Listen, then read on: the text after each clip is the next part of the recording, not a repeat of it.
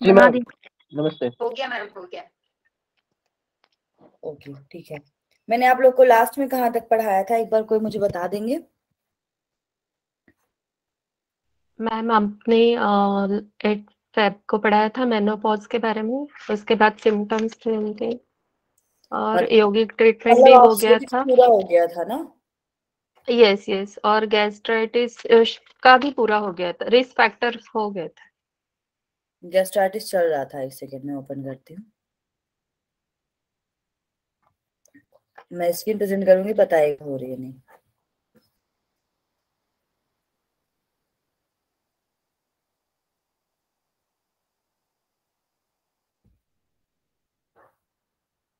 Screen present हो रही है क्या? जी ma'am. Okay.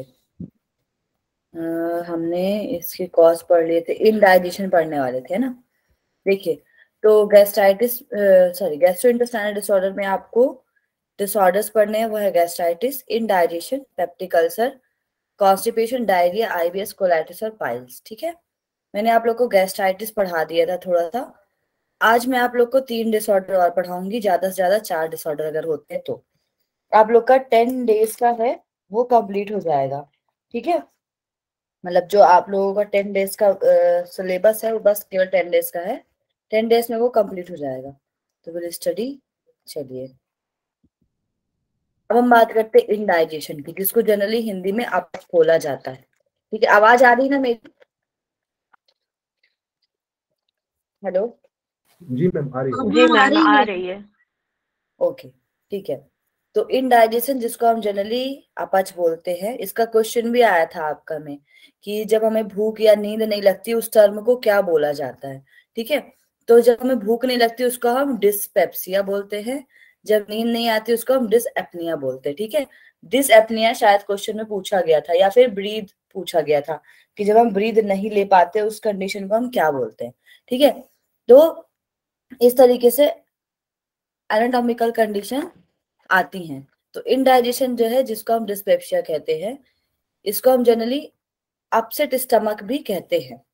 Is a discomfort in upper abdomen. अब हमारे एब्डोमेन में अलग अलग पार्ट्स हैं, तो हमारे अपर एब्डोमेन में डिस्कम्फर्ट होता है। ठीक है, इनडाइजेशन डिस्क्राइब सर्टेन सिम्टम, इसमें कुछ कुछ सिम्टम्स हैं, जैसे कि एब्डोमिनल पेन। कोई भी व्यक्ति है उसको एब्डोमेन पेन होगा। Feeling of fullness soon after starting food, means जैसे ही आप खाना स्टार्ट करेंगे आपको फीलिंग ऑफ फुलनेस लगेगा। आवाज नहीं आएगी अगर तो मुझे कोई मैसेज कर देंगे, क्योंकि मुझे ऐसा लग रहा है डेटा क्या कंप्लीट बोला होना। इसे, क्या कहते हैं, डिस्पेप्सिया डिस्पेप्सिया। और डिसएपनिया क्या होता है मैम? डिसएपनिया होता है जब हम सो नहीं पाते, स्लीप डिसऑर्डर। ठीक है, ये क्वेश्चन आया है भाई नेट के एग्जाम में, जब मैंने दिया था उस टाइम पे ये होता है, इसको हम बोलते हैं डिसएपनिया। सॉरी, डिफिकल्ट ब्रीदिंग को हम डिसएपनिया बोलते हैं। ये क्वेश्चन आया था आपका नेट में जब मैंने दिया था उस टाइम पे। Dyspnoea means difficulty in breathing, dyspepsia means indigestion. ठीक है, याद रखिएगा। हेलो, आ रही है आवाज? जी मैम। जी मैम। जी मैम, क्लियर है जी बिल्कुल। मैम आ रही है।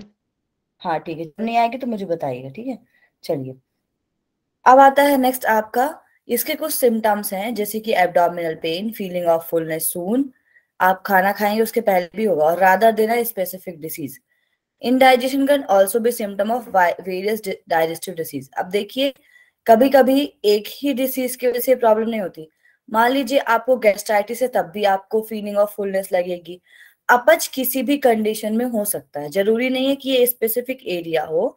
किसी किसी को कॉन्स्टिपेशन है तो भी अपच की प्रॉब्लम होगी, डायरिया है तो भी अपच होगा, गैस्ट्राइटिस है तो भी अपच होगा। मीन्स इनडाइजेशन की कंडीशन जिसमें व्यक्ति को डिस्कम्फर्ट लगता है, कभी कभी फुलनेस लगता है खाने में। ठीक है, तो ये कंडीशन है इनडाइजेशन की। क्या क्या इसके और सिम्टम्स हैं? तो early fullness during a meal, you haven't eaten much of your meal but you already feel full. अगर आपने ज्यादा खाना नहीं खाया, मान लीजिए एक रोटी भी खाया, तो आपको बहुत फुल फील होगा। May not be able to finish eating, आप खाना और नहीं खा पाएंगे। Uncomfortable fullness after a meal, means अगर आप खाना खा रहे हैं, the feeling of fullness last longer than it should, जैसे जनरली क्या होता है, खाना खाए आपने दोपहर का, 3-4 घंटे बाद आपको जनरली भूख लगाती है, ठीक है, 3-4 घंटे या 6 आवर्स का गैप होता है जनरली खाने में। जैसे मान लीजिए आपने 1 बजे खाना खाया है, तो आपको लगेगा ही हैवीनेस 3 आवर्स तक, क्योंकि वो फूड आपके स्टमक में है। आफ्टर दैट जब फूड आपके इंटेस्टाइन की तरफ फ्लो करेगा, तब आपको धीरे धीरे भूख का एहसास होना शुरू होगा। लेकिन इनडाइजेशन है अगर, तो आपको 6 आवर तक भी, 8 आवर्स तक भी भूख नहीं लगेगी, आपको लगेगा पेट फुल है आपका, ठीक है। और ये अनकंफर्टेबल होता है। नॉर्मली तो कंफर्ट फीलिंग लगती है कि चलो फुल है, अभी थोड़ा भूख लगाएगी 1 आध घंटे में, लेकिन अनकंफर्ट आपको लगता है कि पेट में दर्द सा होगा, थोड़ा फूला फूला महसूस होगा, ठीक है। फिर आता है डिस्कम्फर्ट इन अपर एब्डोमेन। आपके अपर एब्डोमेन मैंने बताया, you will feel mild to severe pain in the area between bottom of your breastbone। मैंने आप लोग को शायद नहीं पढ़ाया ब्रेस्ट बोन, लेकिन आप लोगों ने एनाटॉमी में पढ़ा होगा ब्रेस्ट बोन किसको बोलते हैं, बताइए भाई। Ma'am sternum. हाँ, स्टर्नम, ठीक है। तो स्टर्नम के बीच में और आपके बेली बटन के बीच में, मीन्स जो एरिया जहां पर आपके दोनों चेस्ट कंप्लीट होते हैं, डायाफ्राम अबाउट टू स्टार्ट होता है, वहां पर आपको फुलनेस लगती है, बहुत डिस्कम्फर्ट होता है, ठीक है। तो इस एरिया में आपको डिस्कम्फर्ट फीलिंग होती है। दूसरा, burning in upper abdomen, you feel an uncomfortable heat और burning sensation between your bottom of your breast bone and belly button. Same area पे आपको बर्निंग सेंसेशन, जलन महसूस होती है, ठीक है, ऐसी जगह पे, क्योंकि खाना ऊपर की ओर कभी कभी आने लग जाता है, आपको बहुत फुल लगता है। फिर blotting in an upper abdomen. Blotting means होता है टाइटनेस सेंसेशन, कि कुछ हैवी वेट आपके एब्डोमिन में रख दिया गया हो। So you feel an uncomfortable sensation of tightness in your upper abdomen, ठीक है। अब आता है नोजिया, आपको वॉमिटिंग की फीलिंग आएगी बार बार, ठीक है। You feel as if you want to vomit, means होएगी नहीं, लेकिन आपको वॉमिटिंग की फीलिंग बार बार आएगी। तो ये कंडीशन जनरली होती है इनडाइजेशन में।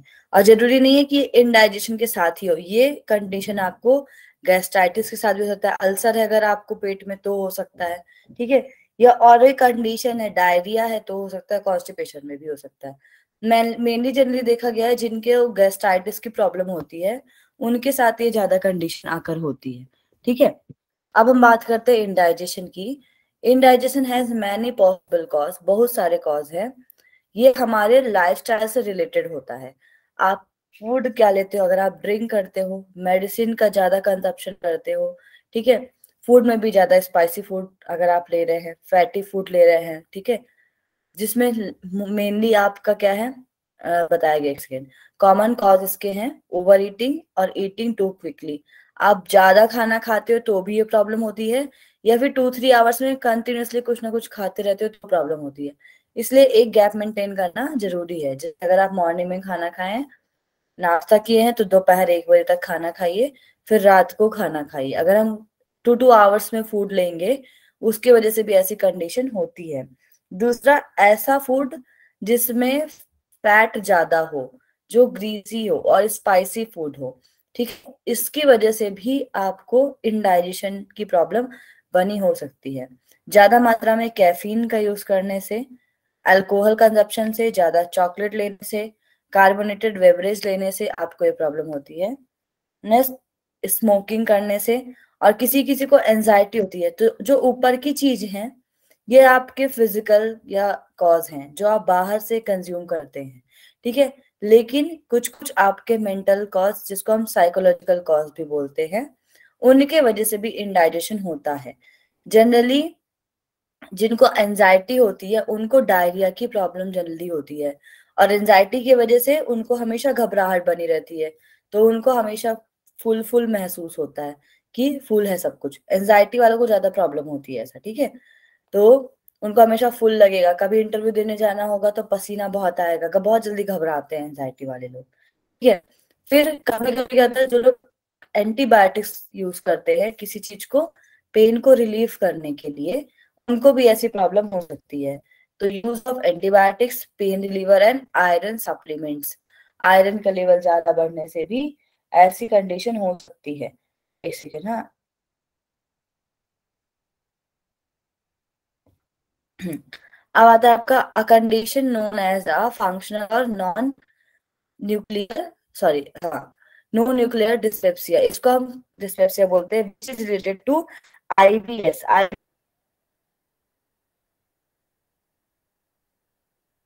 Excuse me ma'am, voice cutting. Voice नहीं आ रहा है मैम। एक सेकंड रुकिए, एक सेकंड रुको।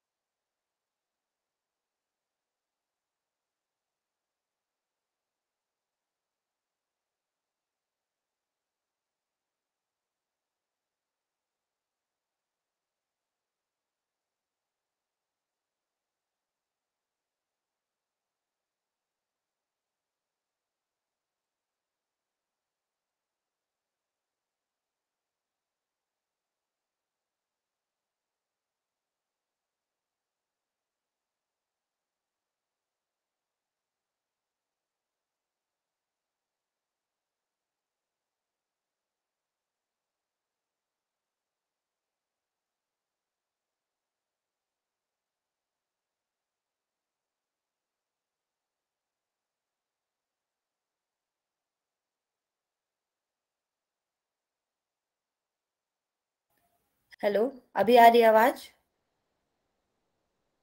जी मैम। जी मैम। ठीक है, वेट करेंगे। हाँ, मैं स्क्रीन प्रेजेंट करती हूँ दोबारा, 2 सेकेंड लगेगा स्क्रीन प्रेजेंट करने में।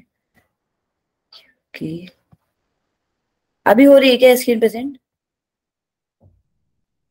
नहीं मैम, हेलो, नहीं हो रही मैम। Is that visible? हाँ, इसलिए एक सेकेंड रुको। सबको नहीं हो रही है क्या? No ma'am. जी मैम, नहीं हो रही है। जी मैम। स्क्रीन स्टक हो रही है, मुझे स्क्रीन शेयर करने में प्रॉब्लम हो रही है, शायद बिकॉज ऑफ नेट। 1 मिनट। हाँ, हो गई हो मैम। तो रहा है आई थिंक स्क्रीन प्रेजेंट, मुझे तो हो रही है ना। हाँ ठीक है, एक सेकेंड रुको। हाँ मैम, हो रही है। अब हो रही है मैम।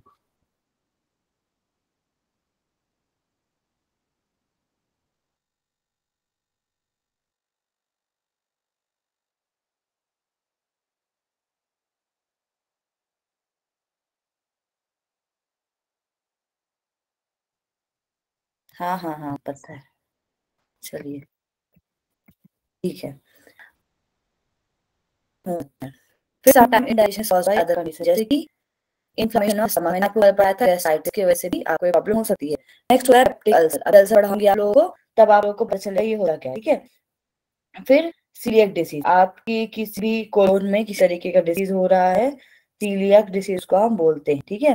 फिर आता है नेक्स्ट आपका क्या कहते हैं, हाँ, गॉल स्टोन्स। अगर आपके गॉल ब्लैडर में स्टोन हो गया है, पथरी हो गई है, उसकी वजह से भी होता है, कॉन्स्टिपेशन की प्रॉब्लम की वजह से भी होता है। तो मैंने आपको बताया इंडाइजेशन एक नॉर्मल डिसऑर्डर नहीं, बहुत सारे डिसऑर्डर्स के साथ आता है वो, ठीक है। और अगर आपके पेनक्रियाज में इन्फ्लेमेशन हो गया है तो भी होता है ये। सीलियक डिसऑर्डर में आपको जनरली रिएक्शन होता है आपके खाना खाने के टाइम पे, जैसे कि आप अगर बहुत ज्यादा मात्रा में गेहूं ले रहे हैं, बार्ली ले रहे हैं, तो आपके इम्यून सिस्टम पे ये इम्पैक्ट कर देता है, इसको हम बोलते हैं सीलियक डिसीज, ठीक है। ज्यादा एब्जॉर्प्शन कर लेता है ये न्यूट्रिशन का, जिसको हम माल एब्जॉर्प्शन कहते हैं, ठीक है। तो इन सारी कंडीशंस की वजह से भी आपको इंडाइजेशन होने के चांसेस हैं। आवाज आ रही है ना? हाँ मैम। ठीक है, अब हम पढ़ते हैं कॉन्स्टिपेशन नेक्स्ट। अभी मैं सारे पढ़ाऊंगी बस डिसऑर्डर लास्ट में, चूंकि ये सारे हमारे गैस्ट्रोइंटेस्टाइनल डिसऑर्डर है, इसीलिए लास्ट में एक साथ मैं इनका आपको यौगिक मैनेजमेंट बताऊंगी। अभी मैं केवल आपको पढ़ाऊंगी ये है क्या, ठीक है। चलिए, अब हम बात करते हैं कॉन्स्टिपेशन की। तो constipation is a condition in which you may have fewer than 3 bowel stool that are hard, मतलब कि जनरली जो व्यक्ति होता है पर डे बाउल रिलीज के लिए जाता है, मीन्स स्टूल रिलीज के लिए जाता है व्यक्ति, ठीक है। लेकिन आपको क्या होगा, बाउल रिलीज कम हो जाएगा, मीन्स आपको स्टूल रिलीजेशन कम हो जाएगा और ये हार्ड ड्राई होगा। ठीक है। स्टूल दैट आर डिफिकल्ट और पेनफुल टू पास, इस टाइम पे जो स्टूल है वो डिफिकल्टी होगी आपको पास करने में और पेनफुल होगा, ठीक है। और all stool has passed, you usually can take step to prevent and relieve, आप इसमें क्या करेंगे, आप कुछ कुछ चीजें जनरली करेंगे कि आप ठीक हो, जैसे पानी पियेंगे, ठीक है। तो हाउ डज कॉन्स्टिपेशन हैपन, क्यों होता है ये? Constipation happen because your colon absorb too much water. आप लोगों ने डाइजेस्टिव सिस्टम पढ़ लिया होगा, पढ़ा है क्या? हाँ मैम, पढ़ा है। Yes ma'am. Hello, yes ma'am, आवाज आ रही है? Yes ma'am. हाँ मैम। Yes ma'am. पढ़ा है, ठीक है। कोलोन के कितने टाइप होते हैं?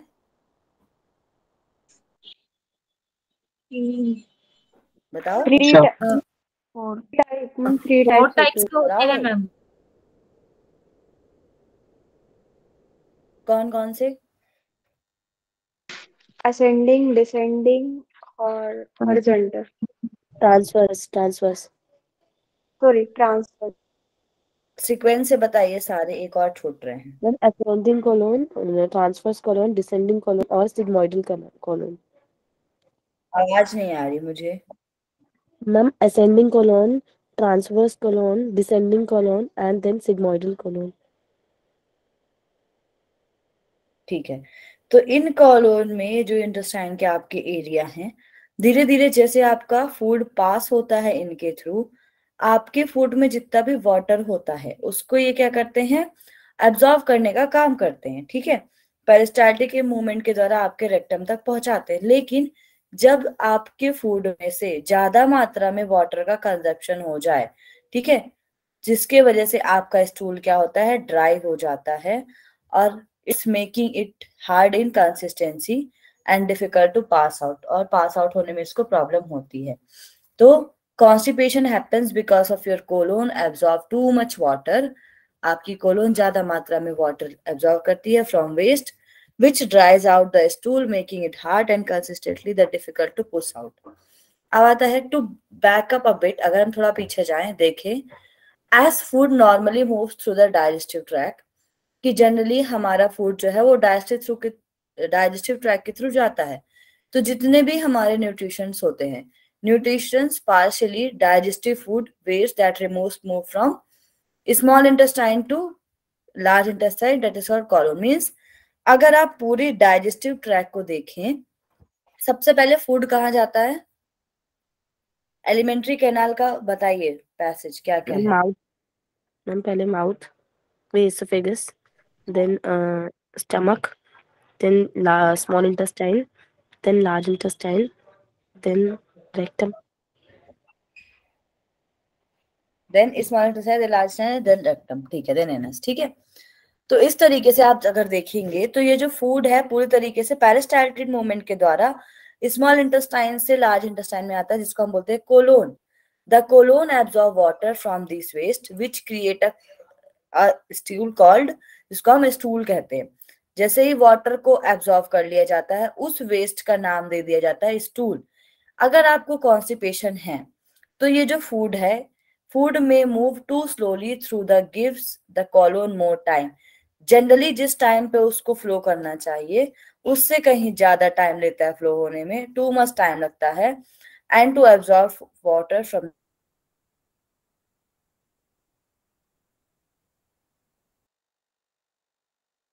Ma'am, no voice.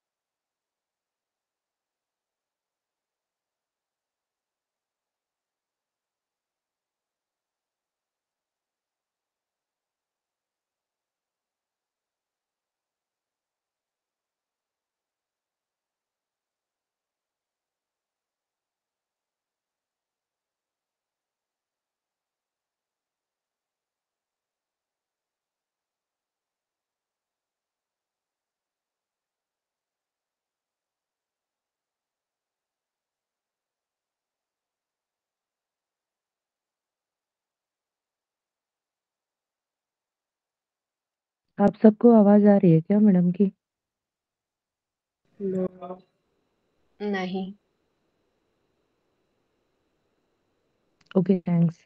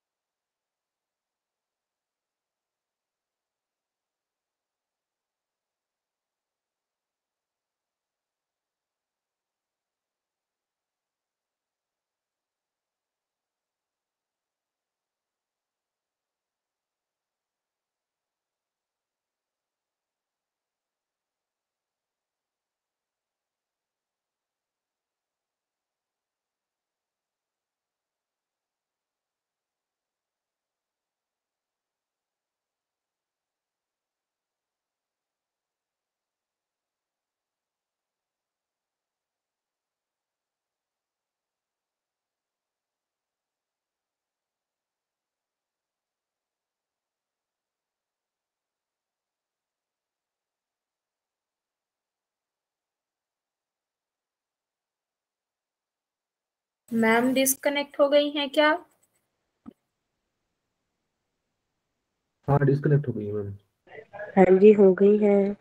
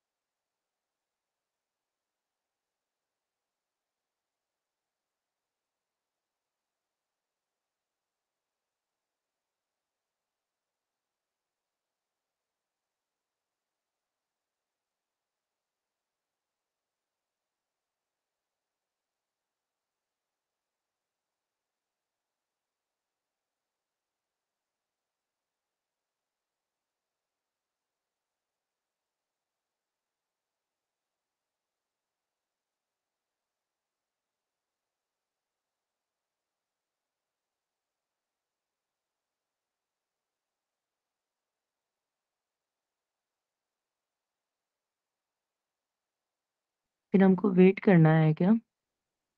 आ रही है मैम, उनको पता नहीं था, वो डिस्कनेक्ट हो गई थी। ओके।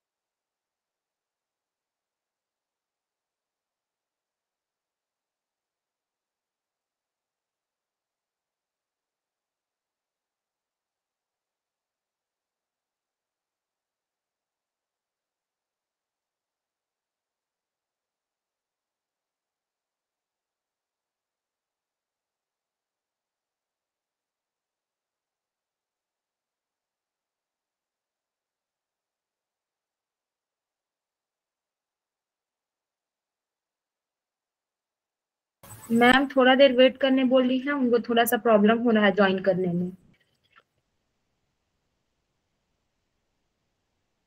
Thank you.